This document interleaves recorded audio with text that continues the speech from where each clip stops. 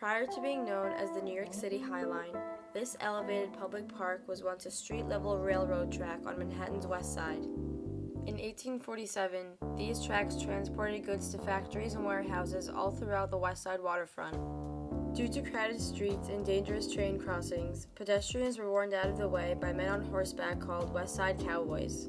Soon after, 10th Avenue became known as Death Avenue because many accidents occurred between freight trains and other traffic.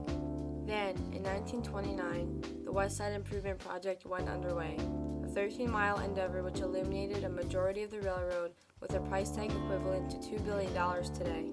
The Highline opened to trains in 1934, and designed to go through the center of blocks rather than over the avenues to avoid the drawbacks of elevated subways, the Highline connected directly inside factories and warehouse buildings for easy access. As interstate trucking grew throughout the nation in the 1950s, railroad traffic slowed down, resulting in the demolition of the southernmost section in the 1960s. In 1980, the last train was rode. Thereafter, the tracks laid unused for decades to come, where nature took its course and turned the once industrialized district into a lush foliage of an area. During the mid-1980s, a group of property owners with land under the line lobbied for its demolition, who viewed the Highline as an eyesore. It wasn't until Peter Oblets, a Chelsea resident, challenged the demolition efforts, and eventually won over the court, preventing the line from being knocked down. In 1999, Friends of the Highline, a non-profit organization made up of neighboring residents of the area, advocated for the line's preservation as a public open space. Mayor Bloomberg supported these intentions and agreed that the line be constructed similar to the Promenade Planté in Paris for pedestrian use.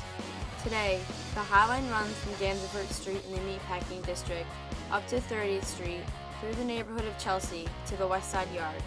On June 8, 2009, the same southernmost section that was shut down in the 1960s opened up as a city park. The middle section of the Highline is accessible to locals, serving sights of the Hudson River and bird's-eye views of the streets below. Pebble and concrete walkways now encompass the structure, but stretches of track still exist.